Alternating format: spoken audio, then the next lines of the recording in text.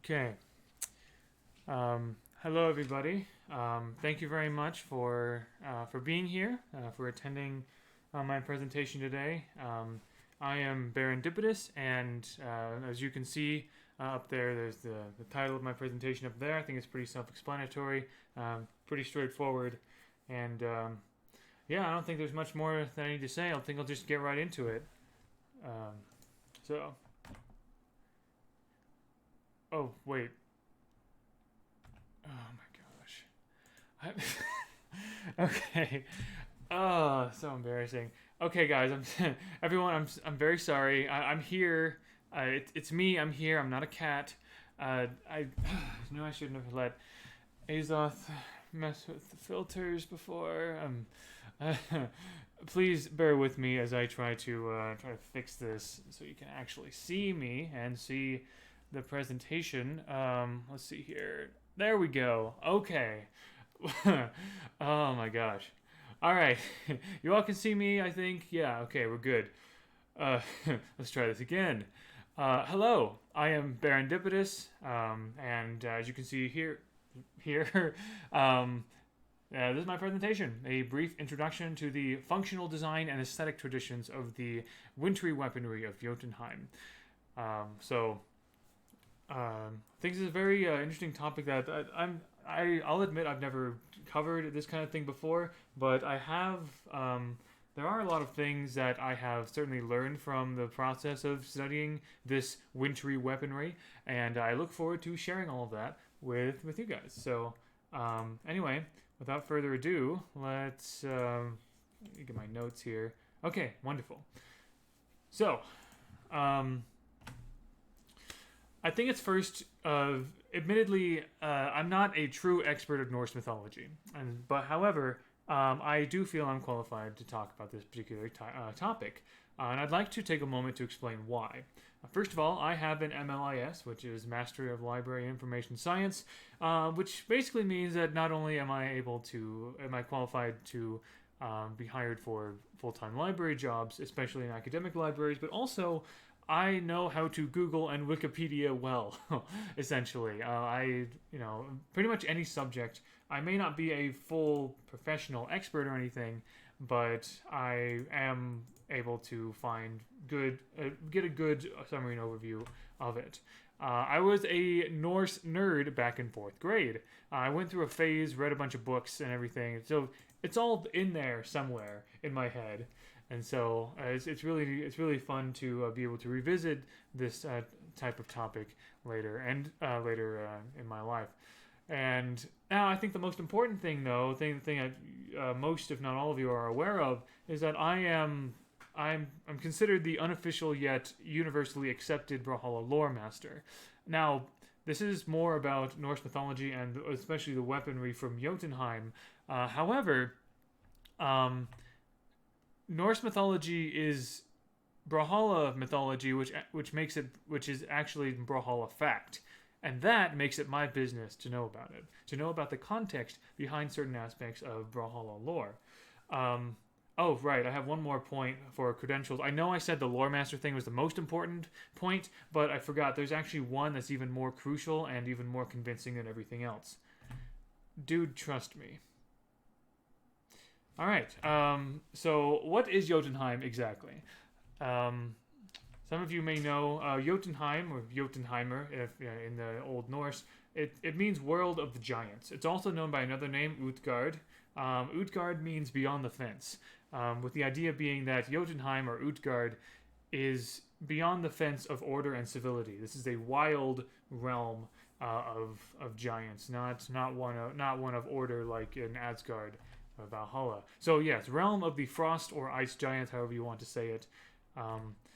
There are actually many things in Norse mythology that happen in Jötunheim. There's the time that Thor lost his hammer and had to dress up as a bride to get it back.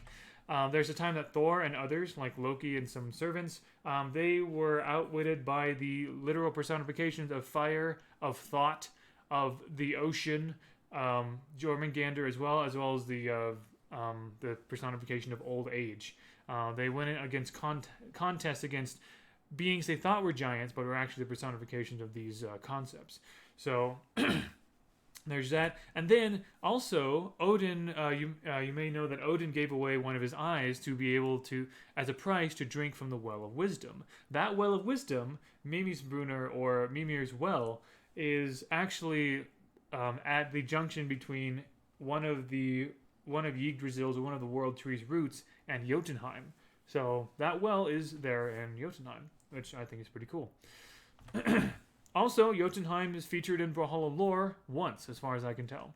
Kaya and her mammoth named Blue, they led the people of the Northern Lights through the Northern Lights to go to Jötunheim to fight back against the Ice Titans there, because because earlier the Ice Titans had raided and destroyed Kaya's village, and so they actually went to Jötunheim as payback.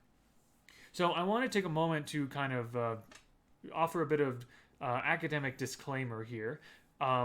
So while the mythological tales of Jötunheim and the various interactions between its inhabitants and the Aesir deities of Asgard are well documented, the artifacts, the weaponry shown in this presentation are the only pieces of direct primary evidence we have of the region's traditions when it comes to crafting various types of weaponry.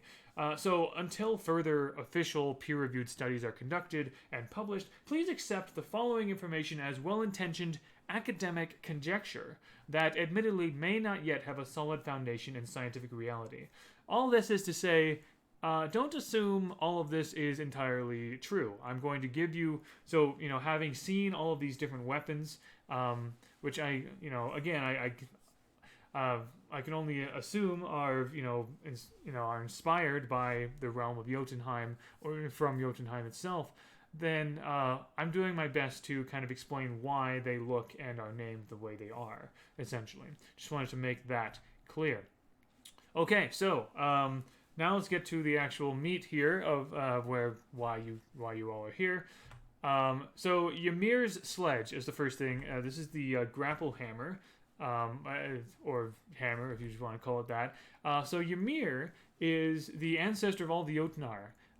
Back in the earliest of times, Niflheim and Muspelheim, the worlds of fire and ice, they merged, some of their energies merged together to create Ymir, and so Ymir is this kind of like primordial entity, ancestor of all the giants and everything. Odin and his siblings eventually defeated Ymir and used his body to create Midgard. So that's how Earth was created, from Ymir himself, apparently. And then Sledge, this is interesting. I think Sledge is actually a pun, because you have the word, you know what a sledgehammer is, right? The sledge from sledgehammer comes from an Anglo-Saxon word which means to strike violently. That makes sense. What I did not know until recently was that sledge is also a variant of the word sled as well, like a winter sled, sledding down a hill, from a Middle Dutch word. So that is very interesting, and you can kind of see how, you can kind of imagine maybe parts of sleds were kind of built around, the pommel of the hammer and things like that. I don't know. And again, it could also make a pretty good spear. I mean, it's pretty pointy as well. So there is that. Okay. So there you go. The hammer, Ymir's Sledge.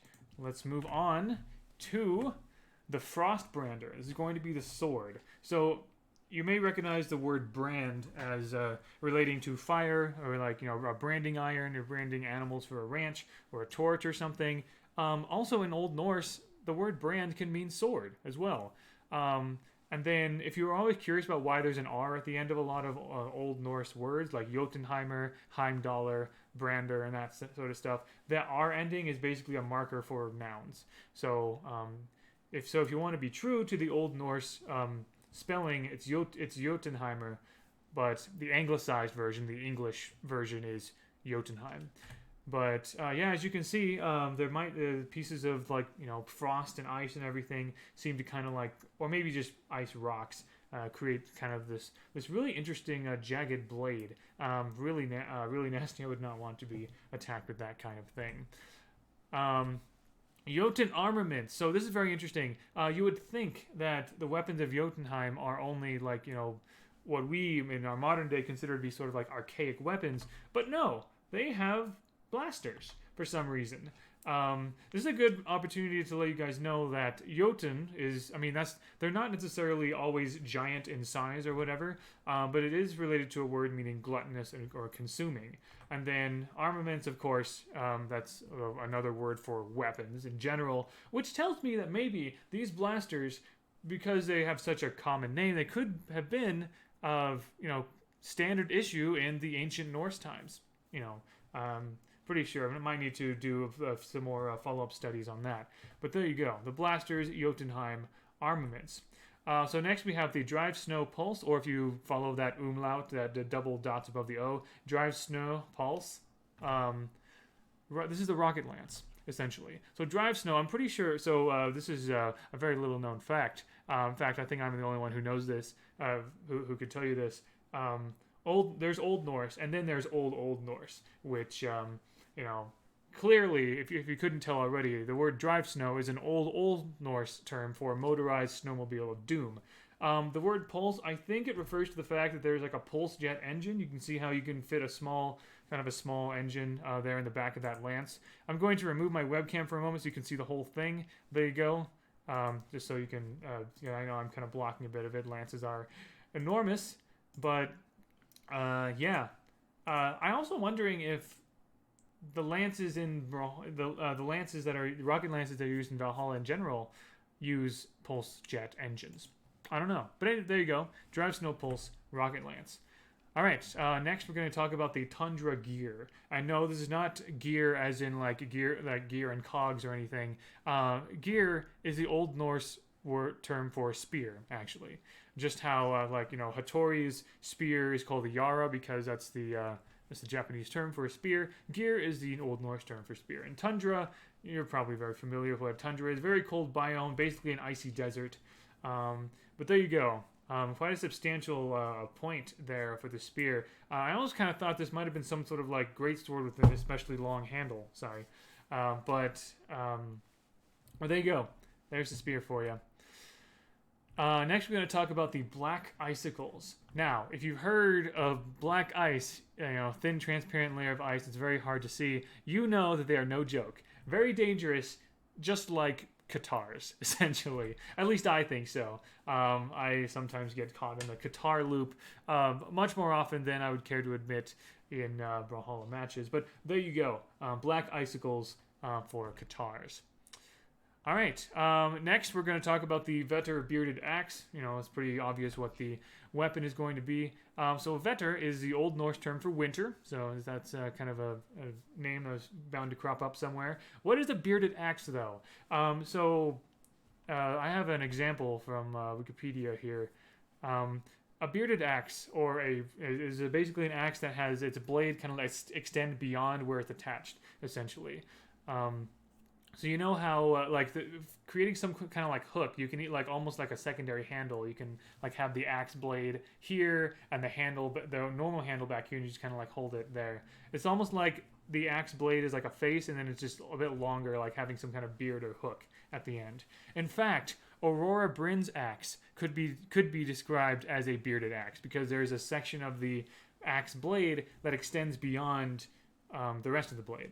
But enough waffling. This is what the Vetr Bearded Axe looks like. You can see how, so it's attached, this is the point of attachment here, but there's a long section, a long beard or hook down here as well. I mean, it extends a bit up as well, but it extends, I think, maybe slightly more, maybe about equal downwards. So there you go, Vetr Bearded Axe. All right, now we're going to talk about Skaldi's bow. Now here's some fun things here. Skaldi, or Scythe, is a Jotunn, but she's a giant, but also a goddess, I guess.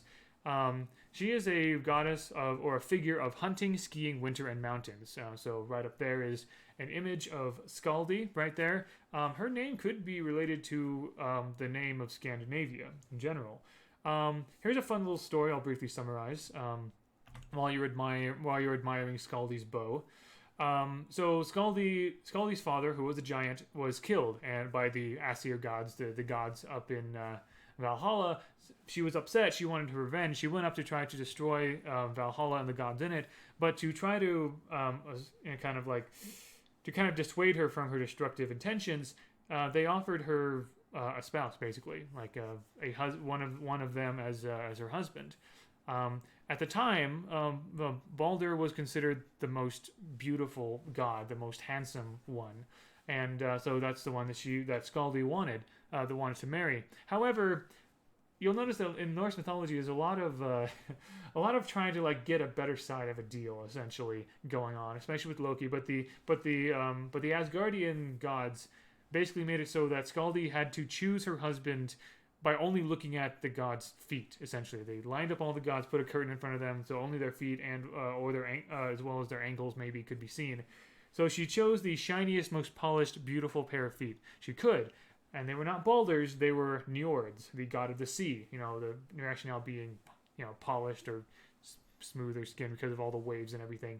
Anyway, the marriage didn't work out because Njord prefers to be down in the sea, while Skaldi is a goddess or Jotunn of the mountains. So they didn't like each other's environments. But yeah, fun little background for Skaldi's bow right there. Crystal Clutch. These are gauntlets. Here's another kind of odd old Norse term, but clearly it means like perfect or excellent or nice, kind of like clutch, that kind of thing. Or it could just mean just like holding something. I don't know. Could be one or the other. Might need to do some more studies on that. But that is what the I keep getting this backwards. That is what the gauntlets look like from Jötunheim. Wrath of Hell. Here's a fun one. The Scythe, right? This made me think of Mordex, although I don't think Mordex's Scythe Cull has much to do with Hel herself. But yeah, Hel, the Old Norse name means hidden. She is the goddess of death, daughter of Loki, and so Loki and a giantess are the parents of Hel. And Hel is also sister to the great destructive wolf Fenrir and Jormungand, the world serpent. Hel actually appears a couple times in Brawlhalla lore, actually. I'm pretty sure she's the witch queen of Helheim that Bodvar led the Scandian people against. And also, I'll show you the scythe here. This looks really like that wicked looking blade. I love it. Also, Diana was in Nastrond for fighting off the undead in the shores of Nastrond for 11 days. Nastrond is a section of Helheim, and Hel herself just kicked Diana out after 11 days because she was causing too many problems. So there you go, Wrath of Hel itself. Get excited to use that. This is an interesting one. Pretty straightforward.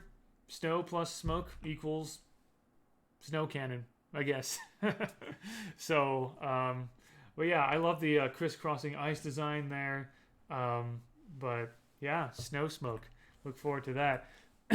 This is another fun one. Lots of really fun names here. So the Jötunn, or the people who created these, must have been quite clever. Essence of Niflheim. This is the orb. Niflheim is the world of fog, the opposite of Muspelheim, the world of fire. Niflheim and Muspelheim work together. Basically, they created Ymir together. I know at least I myself have gotten Niflheim and Jötunheim confused a bit. So Jötunheim is specifically the world of the giants. Niflheim is much more bare, and it's the world of mist and ice and fog and darkness and everything. So, but there you go. You have like a chunk of Niflheim right there as your orb. And last but certainly not least, we have Glacier Strike, a greatsword. Perhaps actually taking a piece of glacier or an entire glacier and slapping a handle on it to make this Glacier Strike sword. Pretty cool. Kind of reminds me of the Sword of Swords that one Dark Jester Jayan skin has. But there you go, Glacier Strike. Those are all of the weapons. However, it would not be a serendipitous reveal without a pop quiz. So, in the description below, you will see a link to a quiz that has probably about 10 questions, just like other Battle Pass quizzes that I've done, and you could have a chance, if you complete the quiz, you could have a chance to win a Metadev Fate. So I have 10 Metadev Fate codes in total. I don't know if there will be any other prizes that I'll be able to add to it, but if so, then but the bare minimum will be 10 Metadev Fate codes. To be entered into the drawing for Metadev Fate, you have to get 100% correct in this quiz, essentially. You can try the quiz as many times as you like, but you have to get 100% to be entered. And getting 100% multiple times will not enter you more than once. Each person will only be entered once. But yeah, there you go. If you want a chance at Metadev Fate, a Metadev Fate code, get all the answers right on this quiz. What will be on the quiz? Well, all the answers will be related to information in this presentation. So this may be a bit of a more long-winded sort of video than most other things in this Battle Pass reveal week. However, I've given a lot of information. Anything in this video is it has the potential to be part of the quiz. So that's why you should pay attention, or know your Brawlhalla lore or Norse mythology, whatever, or pay attention to this video. So you'll have a whole week, basically, or most of this week, to participate. Winners will be chosen on Friday, February 26th at noon Eastern Standard Time, which is the normal time that I choose winners and give away prizes and stuff like that on my weekly quizzes. So you have from now until Friday at noon Eastern Standard Time to participate in this quiz. And I wish you all luck. And of course, the point is not necessarily to win, as fun as that is, because there will be a lot more losers than winners. The point is to learn and have fun. That's what I'm all about. That's what my quizzes are all about. And I hope you have fun. I hope you learned something interesting in this presentation and in the quiz as well. So, to recap, here are all of the Jötunheim winter weapons. I'm not blocking anything, am I? Nope. No, I'm not. Excellent. But yeah, there you go. In all of their glory, you have all those things to look forward to in the Jotunn Winter Battle Pass coming up soon. So thank you all very much for bearing with me in this 22-minute presentation. I know I was I was hoping for maybe about 15 minutes, but I go on and on about things. I get too excited about this kind of thing. But yeah, thank you all for being here, and good luck on the quiz, and enjoy the upcoming week of Battle Pass reveals and Brawlhalla goodness. Take care, everyone.